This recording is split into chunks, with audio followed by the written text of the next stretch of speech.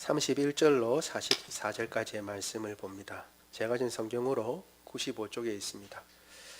31절로 44절까지의 말씀을 교독합니다. 제가 먼저 31절 읽습니다.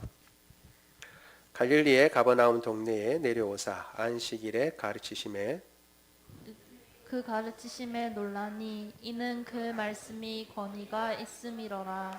회당에 더러운 귀신 들린 사람이 있어 크게 소리질러 이르되 나사렛 예수여, 우리가 당신과 무슨 상관이 있나이까? 우리를 멸하러 왔나이까? 나는 당신이 누구인 줄 아노니 하나님의 거룩한 자니이다. 예수께서 꾸짖어 이르시되 잠잠하고 그 사람에게서 나오라 하시니 귀신이 그 사람을 무리 중에 넘어뜨리고 나오되 그 사람은 상하지 아니한지라. 다 놀라 서로 말하여 이르되 이 어떠한 말씀인고 권위와 능력으로 더러운 귀신을 멸하며 나가는도다 하더라. 이에 예수의 소문이 그 근처 사방에 퍼지니라. 예수께서 일어나 회당에서 나가사 시온의 집에 들어가시니 시몬의 장로가 중한 별병을 앓고 있는지라. 사람들이 그를 위하여 예수께 구하니 예수께서 가까이 서서 열병을 꾸짖으신데 병이 떠나고 여자가 곧 일어나 그들에게 수종드니라.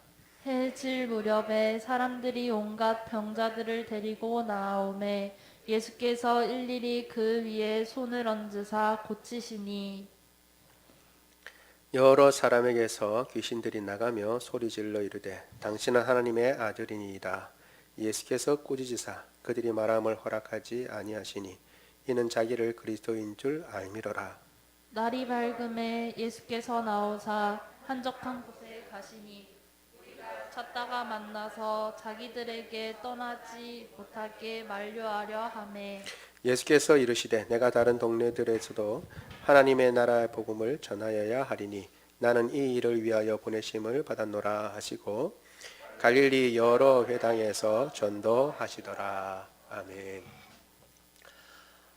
예수님의 사역에 대해서 우리가 쭉 살펴보고 있는데 마귀에게 심을 받으시고 난 뒤에 본래의 고향에 가셔서 복음을 전하셨습니다. 나사렛에서 복음을 전하실 때에는 놀라운 말씀에 사람들이 놀랐지만 한편으로는 너무 익숙한 분이기 때문에 그 부모가 누구인 줄 알고 그 형제 자매들이 우리가 다 안다 생각하고 예수님을 오히려 배척했습니다. 그래서 익숙한 것에 대한 위험성 그리고 잘 안다고 생각하지만 실상은 알지 못하고 그리고 믿음으로 화합하지 아니하였을 때 아무리 놀라운 말씀이라도 능력을 행하시지 않는 것을 우리가 같이 살펴보았습니다. 그리고 또 지난 시간에 희년에 대해서도 우리가 살펴보았죠. 희년에 일어나는 일은 종이 노예가 해방이 되고 무엇보다도 가족이 뿔뿔이 흩어졌던 가족이 만난다라고 말씀드렸습니다. 종으로 팔려갔던 아들 딸들이 돌아오고 그리고 아빠가 돌아오고 그리고 빼앗기거나 혹은 어쩔 수 없이 팔았던 땅을 다시 한번 가지게 됩니다. 누가 사는 것도 아닌데 50년 되는 저절로 다시 우리 가족의 것이 되어서 다시 한번 일어날 수 있는 터전이 된다라고 말씀드렸습니다. 예수님께서 이 희년을 선포하셨는데 결국 예수님의 사역이 어떤 성격을 가지느냐? 희년이 가졌던 그 성격이 예수님의 사역의 핵심이었고 또 천국이 어떤 곳이냐라고 할 때 희년이 보여주었던 그런 것들이 극대로 나타나는 곳, 심지어는 병자가 낫고 그리고 장애인들이 온전케 되는 그런 역사가 일어나는 곳이다 라고 하는 것도 우리가 같이 살펴보았습니다. 오늘은 예수님께서 그 가운데 또 근처에 가버나움이라고 하는 곳에서 복음을 전하셨는데 많은 사람들이 그 가르치심에 놀랐습니다. 뿐만 아니라 사람들만 놀란 것이 아니라 귀신들도 거기에 있으면서 예수님이 어떤 분이신지 이야기를 하고 있죠. 그런데 예수님은 귀신에게 잠잠하라고 말씀하시며 오히려 귀신을 쫓아내 주십니다.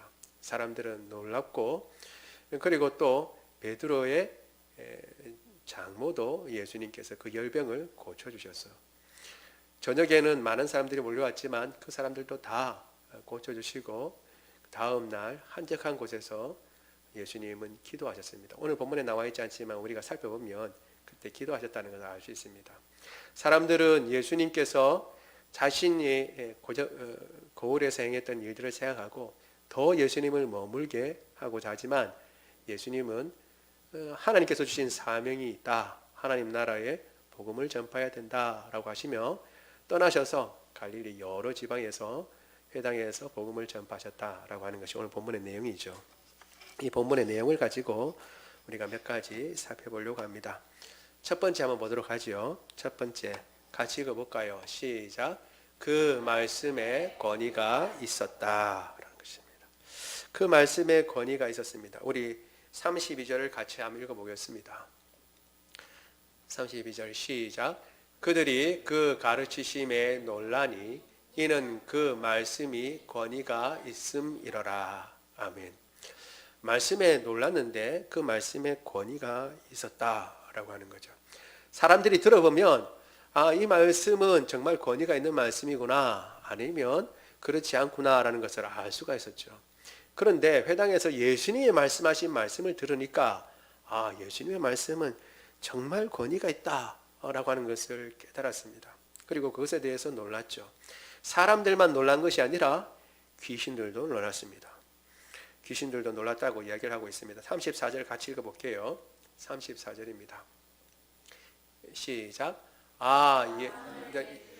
우리가 당신과 무슨 상관이 있나이까? 우리를 멸하러 왔나이까? 나는 당신이 누구인 줄 아노니 하나님의 거룩한 자니이다. 아멘. 오늘 본문에 보면 이 귀신들이 가만히 있지 아니하고 예수님이 어떤 분이신가 하는 것을 계속 이야기하고 있다는 것을 보여주고 있습니다. 그리고 그 예수님은 그러한 것에 대해서 아무런 조치를 취하시는데 오히려 잠잠하라고 그러시고 꾸짖으시고 내쫓으셨습니다. 생각해보면 좀 의아하죠. 왜냐하면 귀신이 귀신같이 예수님이 누군지 아는데 예수님은 그것을 오히려 놔둬도 되잖아요. 예수님이 오히려 지금 권능의 말씀인 줄 알고 놀랍게 여기지만 사람들은 정작 예수님이 누구신지 모릅니다. 그렇죠. 아직 예수님이 어떤 분이신지 몰라요. 그냥 권위 있는 말씀을 전한다라는 정도만 알고 그치지만 귀신들은 압니다. 예수님이 누군지. 그래서 드러내놓고 하나님의 거룩한 자입니다 라고 이야기를 합니다. 그러면 우리 생각에 이거 사람들이 알지 못하는 것을 지금 귀신이긴 하지만 지금 드러내 보여주고 알려주고 있구나 라고 생각하고 내버려둬도 되잖아요. 내버려둬도 됩니다. 그런데 예수님은 굳이 말하지 못하도록 잠잠하라고 말씀하시면서 귀신을 내쫓으십니다. 좀 이상하지 않을까라고 하는 거죠. 널리 알리는 게 더 좋지 않을까. 비록 귀신의 입에서 나오는 이야기지만 그렇다는 거죠. 그런데 사실 우리가 조심해야 합니다. 귀신은 언제든지 거짓말을 지어내는 존재입니다. 그래서 우리가 조심해야죠. 근데 예전에 이런 사람들이 있었습니다. 여러분 혹시 김기동이라고 베리아파라고 하는 예전에 요즘은 좀 뜸한데 예전에 이단이 있었습니다. 이분은 원래 김기동이라고 하는 분은 신학교 교수이기도 했습니다. 침례교긴 하지만 그래서 하나님께서 은혜를 주셔서 귀신을 많이 쫓아냈어요. 귀신을 쫓아냈는데 문제는 뭐냐 하면 귀신을 쫓아낼 때마다 귀신하고 대화를 했습니다. 네가 어떤 귀신이냐 하고 다 대화를 했죠.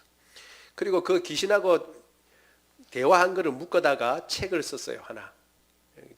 귀신론이라고 하는 책을 썼는데 제가 젊었을 당시에 그것이 엄청 유행이었어요. 몰래 이단으로 공포가 됐으니까 사람들은 이제 더 드러내놓고는 보지 못했지만 몰래 그거를 읽어보고 사람들이 관심이 있잖아요. 귀신이라고 그러니까 관심이 있고 그래서 그걸 보기도 하고 그랬더랬습니다. 제가 군대에 갔을 때 심지어는 이제 군종들 가운데 한 사람이 그걸 사다가 이제 목사님한테 선물로 드렸어요. 나머지 사람들이 막 난리가 나가지고 이런 걸 이제 목사님한테 선물 드렸다고 이 이단 책을 그러면서 막 난리가 났었습니다. 문제가 뭐냐 하면 김기동 씨의 문제는 모든 것을 다 모든 일의 원인을 다 귀신의 탓으로 돌린 겁니다. 감기도 귀신, 다 귀신이에요. 결정적으로 귀신놀이라고 하는 그 책도 귀신한테서 들은 걸 쓴 겁니다. 여러분 생각해 보세요. 귀신이 뭐라고요? 귀신의 왕초인 마귀는 거짓의 아비입니다. 그것을 어떻게 듣고 쓴다고 해서 그 말이 참말일 수 있겠습니까? 말씀이 진리죠. 실제로 지금도 여러분 우리한테는 잘 일어나지 않지만 열악한 환경에 있는 사람들한테는 귀신을 쫓아내는 사역도 있습니다. 잘 아는 목사님 가운데 한 분은 저 남포동에서 사역을 하시는데 남포동에 장사하는 사람들이 많잖아요. 그리고 전부다 다 그러니까 거기에 귀신에 눌린 사람들이 많이 있습니다. 의외로. 그래서 나중에 거기서 이제 개척을 하셨는데 사람들이 개척하는 이유가 뭐냐면 그분들이 귀신을 많이 쫓아내줬거든요. 그러니까 그 목사님 모셔와가지고 개척하자고 그래서 개척을 하고도 그랬었습니다. 실제로 그런 일도 있어요. 있지만 그러나 귀신은 우리가 하는 생활할 때 항상 거짓말을 이야기한다는 것을 기억해야 합니다. 그리고 그 거짓은 100% 거짓은 없고 언제나 어떻게 한다고요? 적당히 진리를 섞어서 그렇게 거짓을 이야기하는 것입니다. 예수님께서는 귀신들이 이야기하는 그 말을 듣지 않으셨습니다. 아무리 진리를 말하는 것 같이 보이지만 그것을 신용하지 않으셨습니다. 그래서 다물라고 말씀하시죠. 여러분 이 상황에서 귀신이 말한 거라면 정신이 똑바로 박힌 사람이라면 귀신이 말한 그것을 참말로 들을 사람이 누가 있겠습니까? 그렇죠. 아무리 참말을 얘기한다고 하더라도 뭔가 이상할 거라고 생각하지 않겠습니까? 그러니 어떤 말을 하더라도 예수님께는 도움이 되지 않습니다. 그리고 결정적으로 예수님께서 잠잠하라고 말씀하신 이유는 예수님이 누구신지는 귀신이 알려줘야만 알아지는 혹은 귀신이 이야기해야만 그 권위가 드러나고 어떤 분인지 밝혀지는 그런 존재가 아니라는 것입니다. 예수님은 귀신이 그렇다고 이야기하든 이야기하지 않든 이미 하나님의 거룩한 자이십니다. 그렇기 때문에 귀신이 하나님의 거룩한 자입니다 라고 말해줘야 예수님의 그 권위가 더 높아지고 예수님이 어떤 분이신지 더 분명해지고 확실해지는 그런 분이 아니다 라고 하는 것을 이야기하는 것입니다.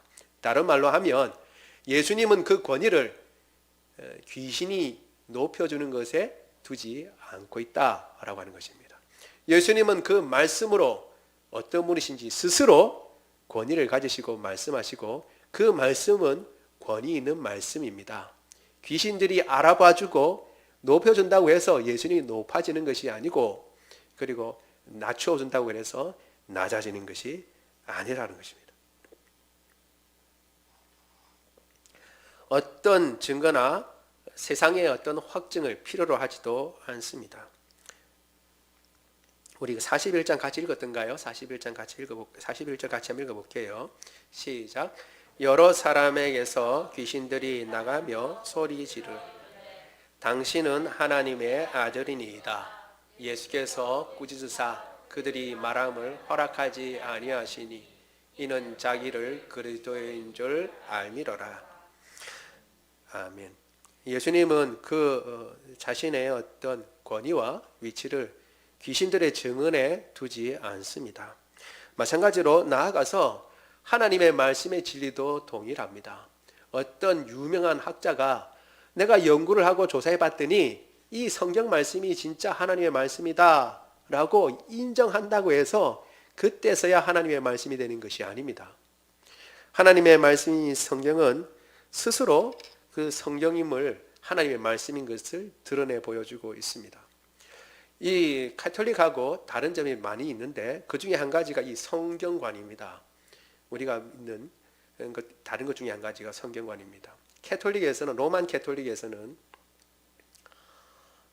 성경은 교회가 인정해야만 성경이 된다라고 생각합니다. 그러니까 여러분도 아시다시피 66권 우리가 가지고 있는 성경 외에 다른 것도 많이 가지고 있어요. 우리가 외경이라고 부르는 것들을 성경이라고 같이 집어넣고 같이 성경이라고 인정합니다. 그들이 생각하는 바로는 뭐냐면 이 어떤 책이나 어떤 글이 정말 하나님의 말씀인가 아닌가를 누가 판단하냐? 교회가 판단한다는 거예요. 교회가. 그런데 여러분 잘 아시는 대로 교회의 수장이 누구예요? 결국 뭐 그들의 논리에 의하면 교황이죠, 교황. 결국 교황이 인정하는 것이 하나님의 말씀이고, 어떤 글이 나왔다 하나님의 말씀으로 인정하면 그건 그냥 하나님의 말씀이 되는 겁니다. 그런데 성경에서는 분명히 이야기를 하고 있습니다. 이 글이 하나님의 말씀인가 아닌가는 그 스스로가 하나님의 말씀인 것을 증언한 것입니다. 사실 교회 역사를 보면 하나님의 말씀인 것을 인정하는 것처럼 보이는 세계 공회가 열려가지고 회의가 열려서 하나님의 말씀을 확증하는 것처럼 보이지만 오히려 추인에 가깝습니다. 뭐냐면 이미 하나님의 말씀으로 다 인정되고 그리고 받아들여 온 그것을 요것만 하나님의 말씀으로 인정한다라고 다른 것은 아니다라고 하는 것을 이야기를 해주는 것, 다시 한번 확인하는 것 외에 특별한 의미를 가지지 않습니다. 성경 말씀은 그대로 하나님의 말씀이 스스로를 하나님의 말씀인 것으로 주장하고 그리고 그 권위를 가지고 있습니다.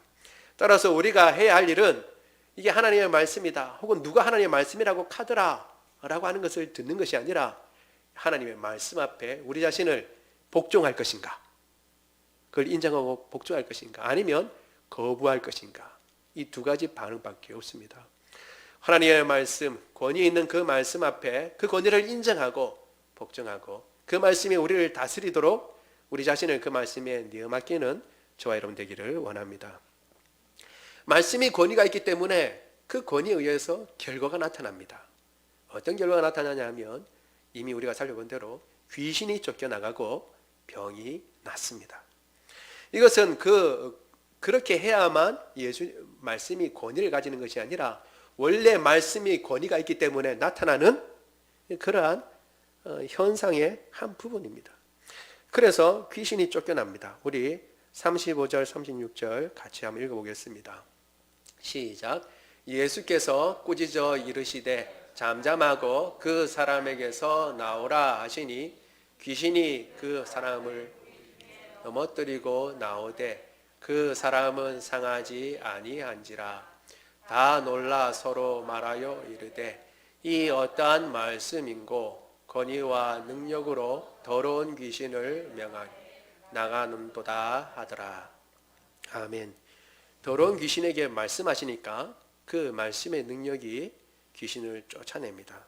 나아가서 열병도 꾸짖어서 쫓아내십니다. 39절도 우리 같이 한번 읽어보겠습니다. 시작. 예수께서 가까이 서서 열병을 꾸짖으신데 병이 떠나고 여자가 곧 일어나 그들에게 수종드니라. 아멘. 이제 이런 것들을 보면 여러분 우리가 생각할 수 있죠. 아까 김기동이라고 하는 분이 김기동이라는 사람이 이렇게 얘기했다고 그랬죠. 모든 병이 어떤 것다고요? 귀신의 역사다라고 했습니다. 봐라, 예수님이 꾸짖으니까 열병이 나갔다라고 하잖아요. 처음에 귀신이 나가는 것은 귀신은 인격적인 존재니까 말을 하고 나무랄 수 있지만 병은 지금 이 시몬의 장모, 시몬의 장모는 베드로의 장모죠. 시몬이 베드로니까 원래 이름이 베드로의 원래 이름이 시몬입니다. 그러니까 베드로의 장모가 열병에 걸려서 아픈데 사람들이 고쳐주세요라고 이야기를 하니까 예수님이 가서 고치는데 꾸짖으세요. 그리고 병을 고치십니다. 여러분, 병은 일반적으로 자연 이렇게 병원균에 의해서 병이 걸리는 건데 꾸짖는다는 것은 마치 인격체인 것처럼 그렇게 생각하는 거잖아요. 그러니까 봐라 이런 것들을 봐서 병이랑 일반 우리 병도 다 귀신이 역사한다라고 이야기를 할 수 있을지 모르지만 그러나 사실 그런 의미가 아닙니다.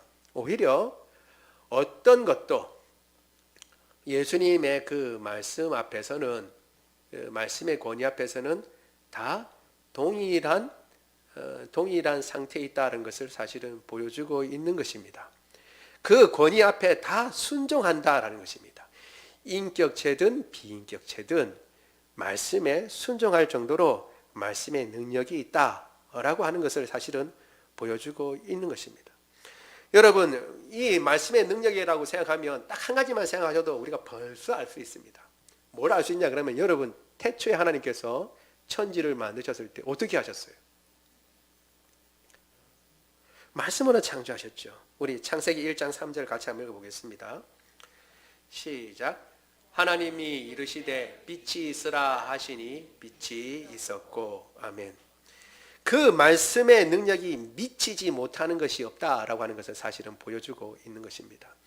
여러분, 전에도 한번 말씀드렸죠. 이거 한번 잘 생각해 봐야 됩니다. 다시 한번 여러분 생각해 보죠. 뭐냐면 빛이 있으라 하기 전에는 빛이 없었어요. 우리는 빛이라고 그러면 이미 경험한 바입니다. 경험한 거. 그렇죠? 경험하는 거니까 빛이 어떤 것이라는 걸 알 수 있습니다. 근데 그 전에 존재해 본 적이 없고 어떤 성격이란 것도 나타나지 않은 상황 가운데 하나님은 뭐라고 하냐면 빛이라고 먼저 말씀하세요. 이름을 먼저 부르신 거예요. 존재하는 게 왔는데 존재해 본 적이 없는 것을 먼저 이름을 부르시는 거예요. 빛이 있으라 라고 하는 그 순간에 빛이라고 하는 존재가 생겨나고 그 빛의 속성을 다 가진 채로 딱 생겨나게 된 거예요. 그 말은 뭐냐면 말씀의 능력이 얼마나 놀라운 것인가 라고 하는 것을 보여주고 있는 것입니다. 그와 마찬가지로 예수님께도 거리끼는 것이 없는 겁니다. 사실은 권위라고 번역되어 있는 이 말의 헬라어의 원래 깊은 원래 뜻을 가보면 자유라는 말하고 연관이 되어 있습니다. 뭐냐 하면 거리끼는 것이 없다는 거예요. 말씀하시면 그 말씀을 방해하거나 제한할 게 없다라는 것입니다. 그대로 된다라고 하는 것을 보여주고 있는 것입니다. 여러분, 이 능력의 말씀을 막거나 혹은 이 능력의 말씀을 일어나지 못하도록 방해하는 것은 없는 줄로 압니다. 하나님의 말씀은 그 말씀의 효력을 드러내고 예수님의 말씀도 동일하고 지금 이 기록된 말씀도 사실은 동일한 말씀인 줄 믿습니다. 우리가 읽고 묵상하고 공부하지만 이 말씀의 능력은 지금도 약해지지 아니하였고 이 말씀은 역사하고 지금도 일을 이루시는 결과를 나타내는 능력의 말씀인 줄 믿습니다. 그리고 그것을 우리가 기억해야 합니다. 우리가 매일 성경 말씀을 4장씩, 석 장씩 이렇게 읽지만 그것을 읽을 때 여러분 생각하셔야 돼요. 이 말씀에 능력이 있다라는 것을 생각하고 그것을 믿음으로 받아들이며 말씀을 읽으시길 바랍니다. 우리의 삶 가운데 아름다운 열매로 나타나실 줄로 믿습니다. 이사야 55장 10절에서 11절 같이 한번 보도록 하겠습니다. 시작.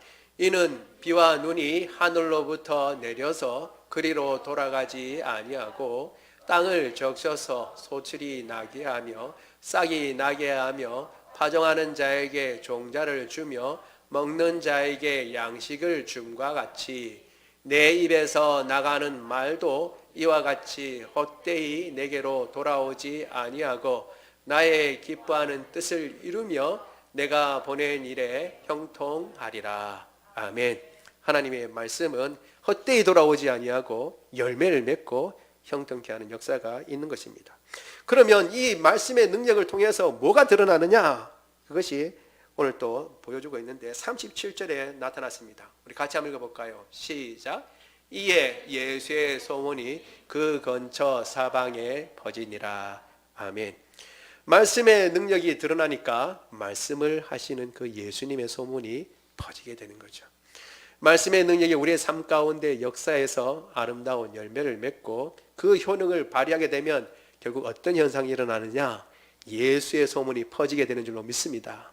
아무개가 능력이 있다라는 것이 아니라 아무개가 섬기는 그 하나님이 능력이 있고 아무개가 따르는 그 예수님이 능력이 있으신 신분이다 라고 하는 것이 소문이 나게 되어 있습니다.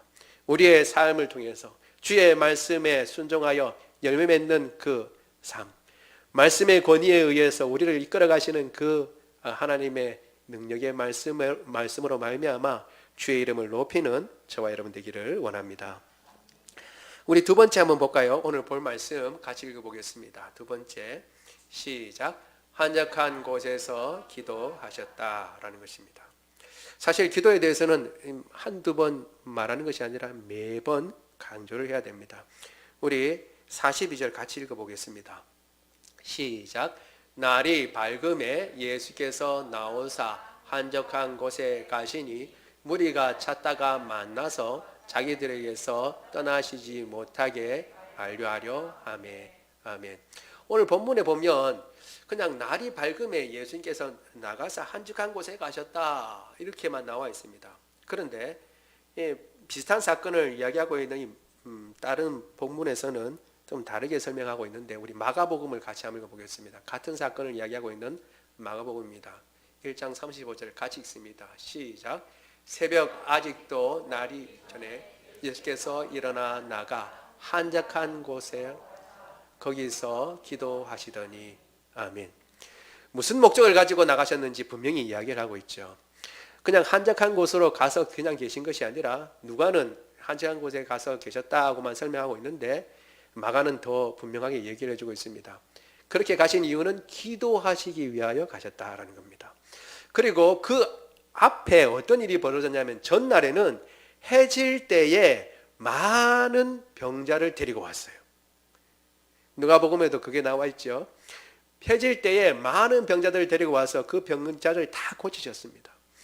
여러분, 병자들 고치는 것도 쉬운 일이 아닙니다. 그 병을 고치시는 것이 그렇게 쉬운 일이 아닙니다. 그러니까 진을 빼고 그리고 또 그 병을 고치셨어요. 늦게까지. 그리고 난 뒤에 다음날 아침 일찍 그리고 또 한적한 곳에 가셔서 기도하셨습니다. 예수님의 사역의 능력이 어디서부터 나오느냐? 사실 기도에서 나오는 것입니다. 예수님은 가장 중요한 일을 하실 때마다 기도하셨어요. 40일간 광야 생활하면서 마귀의 시험을 받으셨죠. 그리고 또 제자들을 뽑을 때 12제자들을 뽑을 때도 기도하시고 뽑으셨어요. 우리가 암송하는 주기도문도 어떻게 나오냐면 제자들이 예수님의 기도 생활을 보고 이 범상치 않다 생각해서 예수님 앞에 우리에게 기도를 가르쳐 주십시오 라고 예수님께 청하자 예수님께서 가르쳐 주신 기도가 주기도문입니다. 그리고 무엇보다도 예수님의 생애 가장 중요한 십자가를 지시기 전에 뭘 하셨을까? 바로 전에 기도하셨죠. 겟세마네 동산에 가셔서 기도하신 거죠.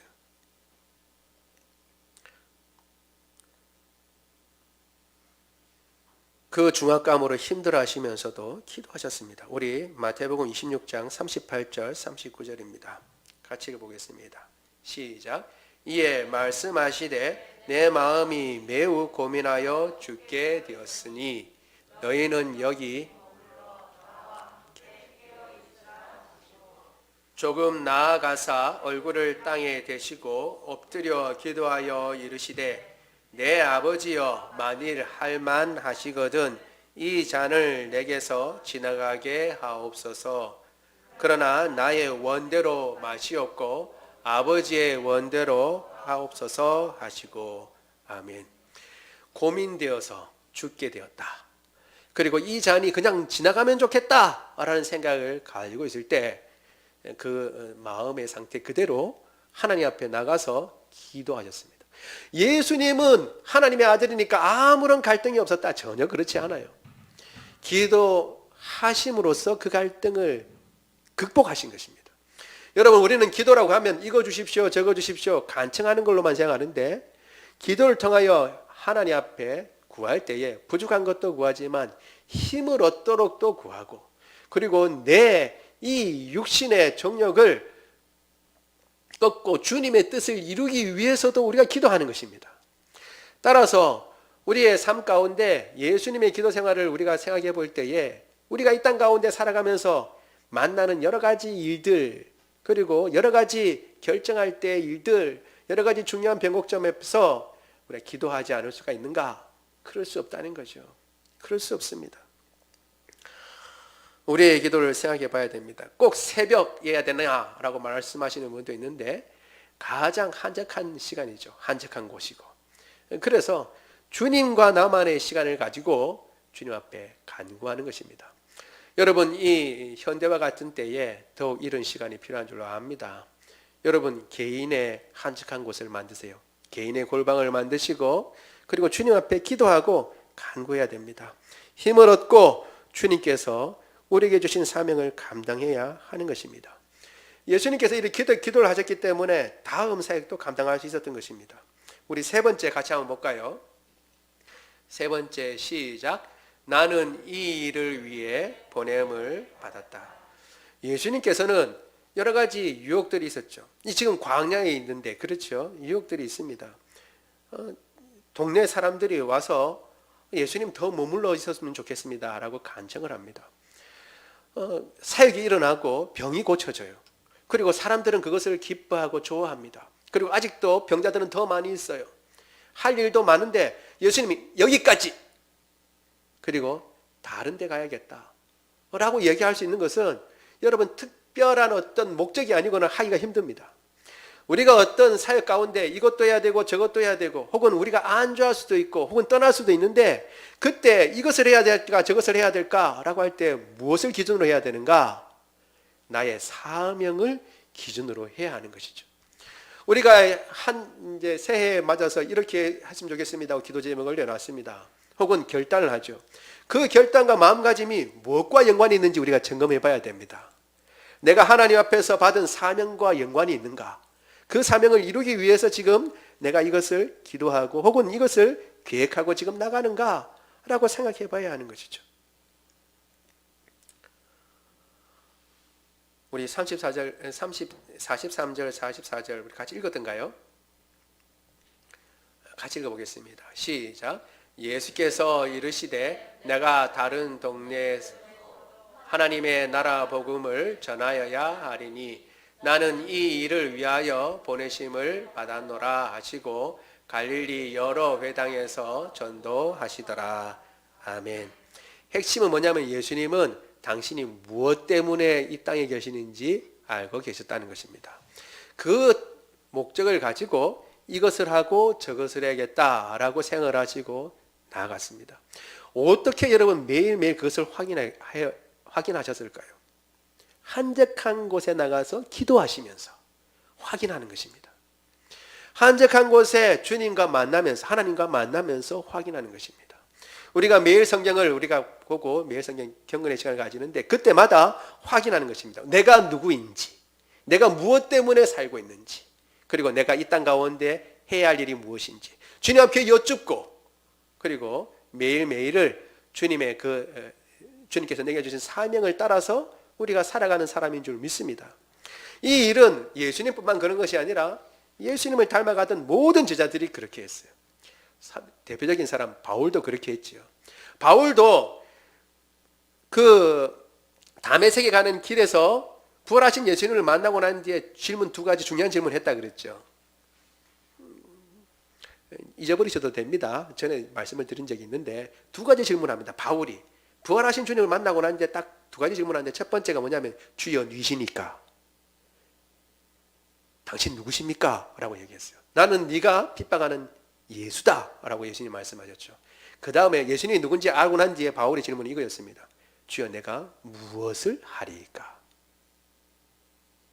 주여 내가 무엇을 하리이까? 예수님이 주시라면, 주님이 지금 예수님이라면 그 주님이 지금 내게 나타나셨는데 내가 그러면 주님을 위해서 무엇을 하기를 원하십니까? 내가 무엇을 하리이까? 그리고 난 뒤에 바울은 예수님이 가르쳐주신 그 길을 향하여 일평생 그 길을 향해서 달려가는 삶을 살았습니다. 우리 빌립보서 3장 14절 같이 한번 읽어보겠습니다. 빌립보서 3장 14절 시작. 표대를 향하여 그리스도 예수 안에서 하나님이 위에서 부르신 부르심의 상을 위하여 달려가노라. 아멘. 바울은 자기의 삶을 그렇게 얘기하고 있습니다.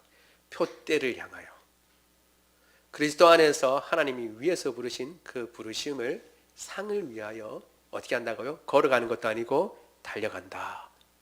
표대를 향하여 달려가는 삶이다 라고 얘기를 하고 있습니다. 여러분 우리도 각자 바울과 같은 사명은 아니지만 다 사명이 있는 줄로 믿습니다. 그리고 없다 생각할지 모르지만 기본적인 사명은 있죠. 복음을 전하고 하나님을 경외하고 하나님 앞에 예배 드리는 것 기본적인 사명도 있습니다. 어떤 사명이든지 그 사명을 우리가 마음에 가지고 그 사명 때문에 2021년도를 살아가고 2022년도를 살아가고 주님께서 살게 하신 날수 그리고 해 동안 그 사명을 이루는 삶으로 살아가면서 매일매일 하나님과 교제하고 하나님께 기도하면서 힘을 얻어 그 사명을 이루어가는 저와 여러분 되기를 원합니다. 우리 말씀을 생각하며 같이 기도하도록 하겠습니다. 기도할 때요, 주님께서 말씀을 하시는데 그 말씀은 능력이 있었습니다. 권능의 말씀입니다. 그 말씀이 지금 제게 있고 그 말씀을 듣습니다. 그 말씀을 읽습니다. 그 말씀을 공부합니다. 그 권능의 말씀이 내 삶을 주장하시고 나를 다스려 주시고 더러운 것 쫓아보내 주시며 주님의 그 말씀에 온전히 순종하여 살게 하여 주옵소서. 하나님, 예수님은 기도함으로 힘을 얻고 기도함으로 그 방향을 늘 점검하였습니다. 주님, 나의 기도 생활을 축복해 주시고 주님과 만나는 시간을 귀히 여기게 하여 주옵소서. 이 시간을 통하여 힘을 얻게 하옵시고 주의 은혜를 누리는 시간이 되게 하여 주옵소서. 하나님 아버지, 나의 사명이 무엇입니까? 그 사명에 맞춰서 매일매일 매시간 매해를 다시 한번 재정립하고 안주하려고 하는 마음, 하나님 아버지 요까지만이라고 생각하는 그 마음을 떨쳐버리고 주님 주신 사명, 그 사명을 쫓아 매일매일 달려나가는 삶이 되게 하여 주옵소서. 우리 같이 한 목소리로 기도하겠습니다. 사랑이 많으신 하나님, 주의 은혜를 인하여 감사합니다. 오늘도 주님께서 우리에게 말씀하여 주셔서 그 말씀 가운데 여러 가지 생각을 하게 됩니다. 같이 나눈 말씀 가운데 하나님 아버지 예수님의 말씀의 능력이 나타난 것을 우리가 살펴볼 수 있습니다. 주님, 예수님께서 그 말씀을 하실 때에 귀신들이 그 말씀에 대해서도 옆에서 거들고 예수님이 하나님의 거룩한 자이고 하나님의 아들이라고 이야기를 했지만 예수님은 귀신의 입을 다물게 하셨습니다. 왜냐하면 예수님은 귀신이 높여줘야만 그때서야 높아지는 분도 아니고 귀신이 거들어야만 그 말씀의 능력이 나타나는 그런 분이 아닙니다. 주님의 말씀은 스스로 능력이 있으시고 그 능력 때문에 귀신도 쫓겨나가고 병도 낫습니다. 하나님 아버지, 그 능력의 말씀을 우리가 지금 듣고 있고 우리가 그 말씀을 읽고 있고 그 말씀을 배우고 있습니다. 이 말씀의 능력이 우리의 삶을 통하여서도 충분히 나타나게 하옵시고 나의 삶 가운데서도 온전히 드러나 예수님의 이름이 높아지고 예수님의 소문이 퍼져나갈 수 있도록 주님 도와 주옵소서. 또한 하나님 아버지, 주님께서 은혜를 베풀어 주셔서 기도의 시간이 능력을 덧입는 시간이요, 기도의 시간이 은혜의 시간이요, 기도의 시간이 가장 하나님 아버지 귀한 시간이 되게 하여 주옵소서. 현대와 같은 때에 바쁘고 당장 효력을 발휘하고자 하는 때에는 기도하는 시간이 마치 낭비하는 시간 같고 허비하는 시간 같고 아무것도 건지지 못하는 비효율적이고 비생산적인 시간 같습니다. 그러나 주님께서는 그 시간에 힘을 얻었고 그 시간을 통하여 내가 어떻게 살아야 할지 방향을 잡고 주님의 사명을 다시 한번 점검하는 시간이었습니다.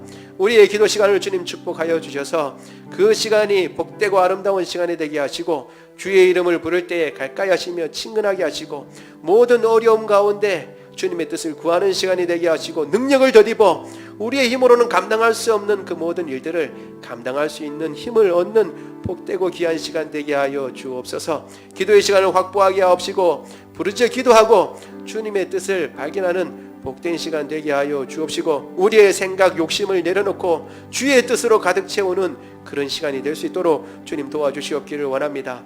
결국 주님께서는 어떻게 해야 할지 아셨는데 그것은 주님께서 사명을 가지고 계셨기 때문입니다. 제게 주신 사명이 무엇인지 생각하게 하옵시고 주님께서 저의 삶을 통하여 이루시고자 하는 것이 무엇인지 항상 여쭙게 하여 주시고 그 사명을 붙들고 달려갈 수 있도록 주님 도와주옵소서.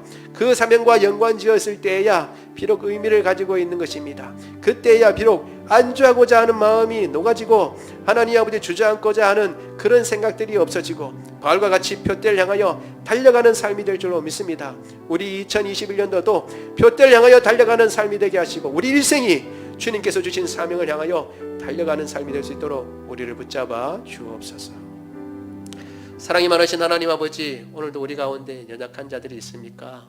주님 고쳐 주옵소서. 두통 고쳐 주옵소서. 불면증 고쳐 주옵소서. 특별히 편두통 주님께서 고쳐 주옵소서. 우리 장기들 염증을 주님께서 다 낫게 하여 주옵시고 모든 기관들이 제 기능을 발휘하게 하옵시되 호르몬도 하나님 아버지 제 기능을 발휘하게 하사 맑은 정신을 주시고 또 하나님 아버지 우리 모든 뼈 마디마디가 제 자리를 찾고 모든 힘줄이 제 하나님 아버지 자리를 찾고 모든 세포들마다 새 힘과 새 능력 더하여 주옵소서. 코로나 바이러스 도말하여 주옵시고 하나님 아버지 모든 암세포들 도말하여 주옵소서. 건강하고 강건하여 주님 맡겨주신 사명 능력 있게 감당하게 하여 주옵소서. 우리 주 예수 그리스도 이름으로 기도드리옵나이다. 아멘. 우리 다 같이 일어나셔서 찬양합니다.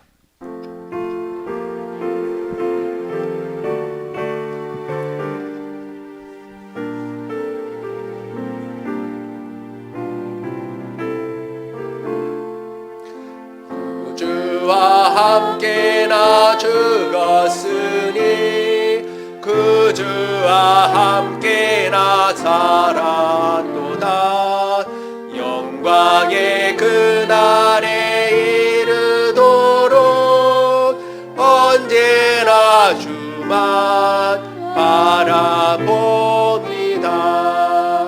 언제나 주는 날 사랑하사 언제나 새 생명 주시나니 영광의 그날에 이르도록 언제나 주만 바라봅니다.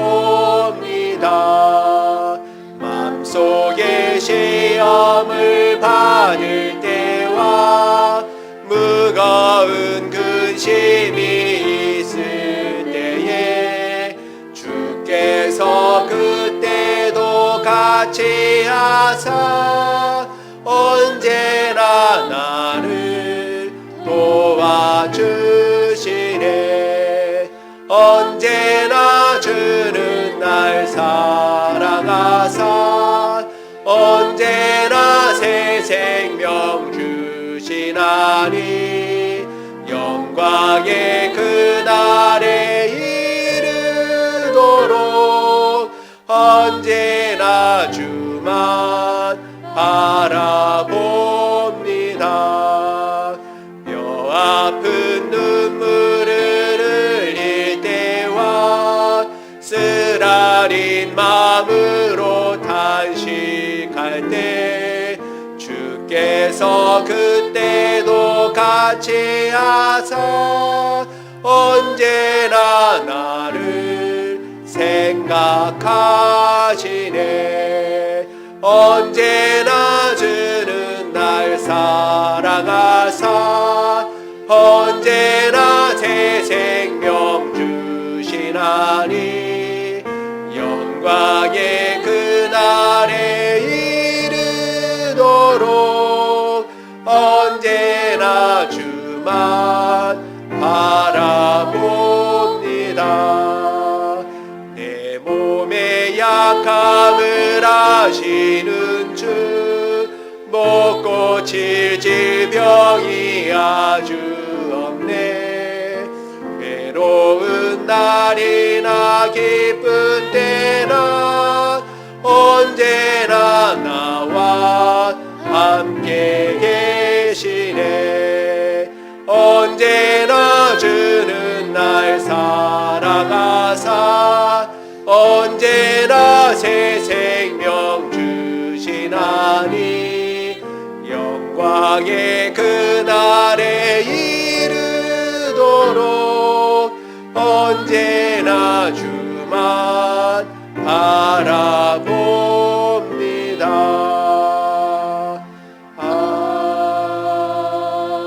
아멘.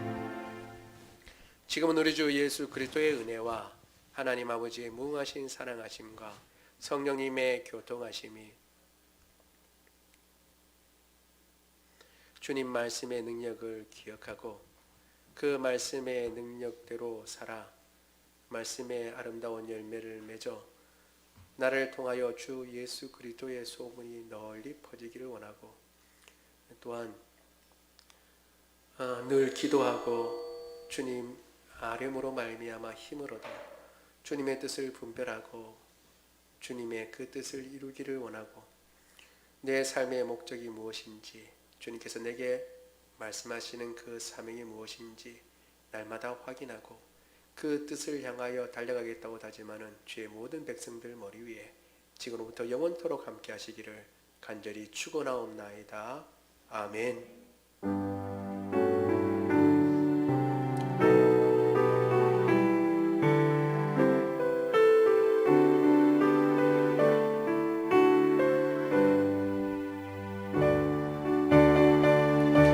살아계신 주 나의 참된 소망 걱정 근심 전혀 없네. 사랑의 주님 갈 길 인도하니 내 모든 삶의 기쁨 늘 충만하네.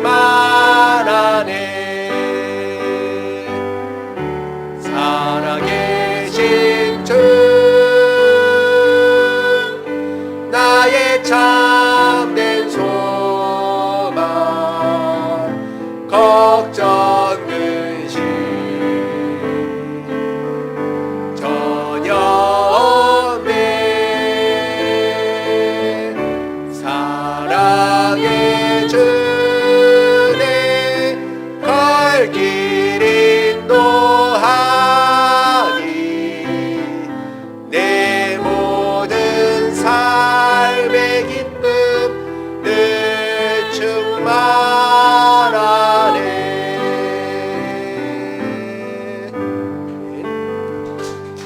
모든 예배를 마쳤습니다.